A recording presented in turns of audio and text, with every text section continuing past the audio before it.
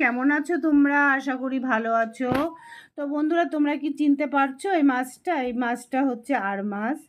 আর সবাইকে Ranja short and ব্লগের পক্ষ থেকে অনেক অনেক ভালোবাসা, ওয়েলকাম।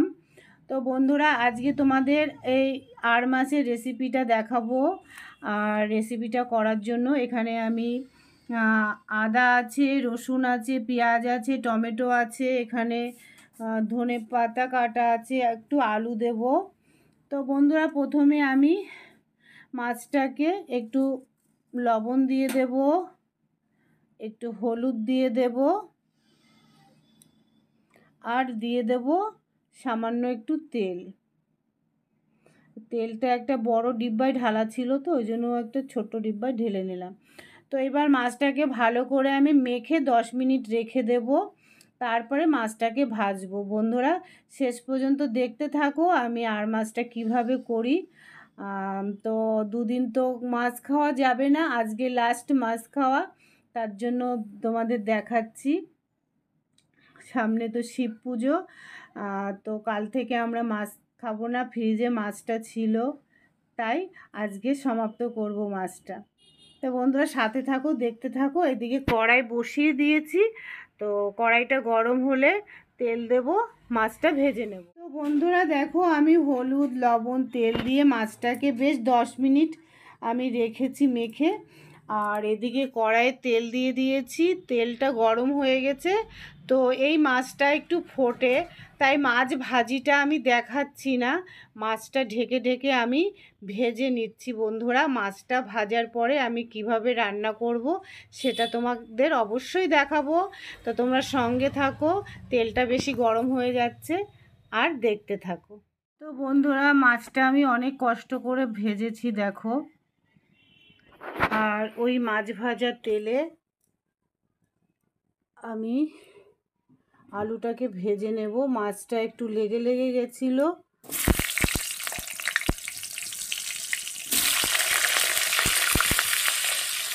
আমি এখানে একটা বড় সাইজের আলু দিয়েছি ডুমো ডুমো করে কেটে। তো আলুটা আমি ভেজে নেব প্রথমে। বন্ধুরা, শেষ পর্যন্ত দেখতে থাকো। তো মাছটা আমি ঢেকে ঢেকে ভেজেছি, তার জন্য আজকে আমার হাত পা পোড়েনি। ডেলি আমার হাত পুড়ে যাচ্ছে রান্না করতে এসে। তো শেষ পর্যন্ত দেখো আমি আর মাছটা কীভাবে রান্না করি। তো বন্ধুরা দেখো, আলুটা ভেজে নিয়েছি, মাছটা ভেজে নিয়েছি, এবার আমার রান্না স্টার্ট করব। তোমরা সঙ্গে থাকো, দেখতে থাকো। বন্ধুরা দেখো, তেলটা, মাছটা কিন্তু একটু মানে লেগে লেগে গেছিলো বলে তেলটা এরকম লাগছে। তো তেলটাতে আমি ফোড়ন দিয়ে দেব, একটু গোটা জিরে,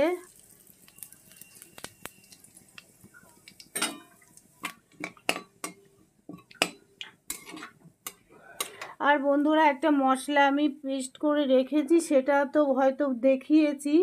এখানে পেঁয়াজ আছে, রসুন, আদা, কাঁচা লঙ্কা আছে, আর টমেটো আছে। তো ফোড়নটা ভাজা হয়ে গেছে দেখো বন্ধুরা, এই পর্যায়ে আমি মিশ্রণটা দিয়ে দেব। দিয়ে আমি খুব সুন্দর করে একটু কষিয়ে নেব আগে, তারপরে কিছু গুঁড়ো মশলা আমি অ্যাড করব। আগে একটু কষিয়ে নেব। তো 2-4 মিনিট কষানোর পরে আবার আসছি। বন্ধুরা সঙ্গে থেকো, দেখতে থেকো। বন্ধুরা দেখো, মশলাটা বেশ ভালোই কষানো হয়ে গেছে, আরও কষাতে হবে। এই পর্যায়ে আমি কিছু গুঁড়ো মশলা এখানে দিয়ে দেব। এখানে হলুদ আছে, লবণ আছে, আর জিরে ধনের গুঁড়ি আছে। আমি কোনো লাল লঙ্কার গুঁড়ি ব্যবহার করছি না, এখানে কাঁচা লঙ্কা দুটো পেশা আছে। আর দিয়ে দেব সামান্য একটু জল। ভালো করে আর একটু কষিয়ে নেব বন্ধুরা। আর আমি কোনো গরম মশলা ব্যবহার করছি না। আর দেখতেই পারছো, তেল কিন্তু আমি অনেক কম দিয়ে রান্না করছি, সেই জন্য একটু জল অ্যাড করে দিলাম, লেগে যাবে তার জন্য। তো আর একটু কষানোর পরে আসছি বন্ধুরা। তো বন্ধুরা দেখো, সুন্দর করে কষিয়ে তারপরে আমি আলুটা দিয়ে আরও 2-3 মিনিট আমি কষিয়েছি। আলুটা দিয়ে তোমাদের দেখাতে পারিনি। তো মশলা আমার একদমই কষানো রেডি হয়ে গেছে। তো আলুটা আমি অ্যাডভান্স দিয়ে দিয়েছি। এই পর্যায়ে আমি পরিমাণ মতন জল দিয়ে দেব। তো বন্ধুরা জলটা দেওয়ার পরে জলটা 2 মিনিট 3 মিনিট ফোটার পরে আমি মাছটা দিয়ে দেব। দেখো সুন্দর একটা গন্ধ বেরিয়ে গেছে।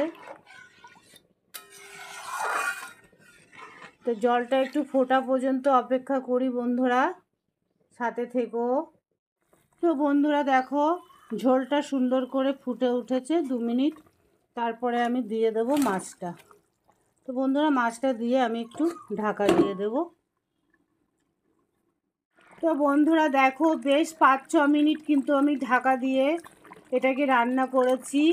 আর লবণ লঙ্কা সবই ঠিক আছে। তো এই পর্যায়ে আমি দিয়ে দেব একটু ধনেপাতা।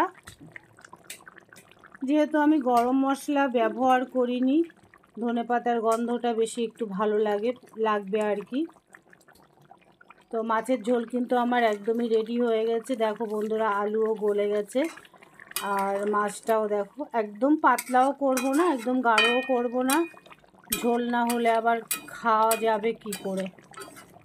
তো তোমাদের কেমন লাগলো আমার আর মাছের ঝোল রান্না করা অবশ্যই কিন্তু কমেন্টে জানিও বন্ধুরা। আমি নামিয়ে আর একবার দেখিয়ে দেব তোমাদের। দেখো বন্ধুরা আর মাছ দিয়ে আলু দিয়ে সবজি রান্না আমার একদম রেডি হয়ে গেছে, মাছের ঝোল আর কি। তা তোমাদের কেমন লাগলো রান্নাটা তো তোমাদের দেখালাম, তোমাদের কেমন লাগলো বন্ধু অবশ্যই জানিও। আর নর্মালি তো করেছি দেখলে। আর মাছটা একটু পেঁয়াজ রসুন আদা এগুলো দিয়ে না রান্না করলে ভালো লাগে না, মানে সাদা মাঠা রান্না করলে বেশি ভালো লাগে না, একটু মাংসের মতনই রান্না করতে হয়। তবে আমি গরম মশলা ব্যবহার করিনি। তো কেমন হয়েছে অবশ্যই জানিও বন্ধুরা। আর ভিডিওটা বাড়াবো না, এখানেই ভিডিওটা সমাপ্ত করব। শুভ দুপুর বন্ধুরা, ভালো থেকো সুস্থ থেকো, আর ভিডিওটা দেখো মনোযোগ সহকারে। আমিও সবার ভিডিও মনোযোগ দিয়ে দেখি। আর বাই, টাটা।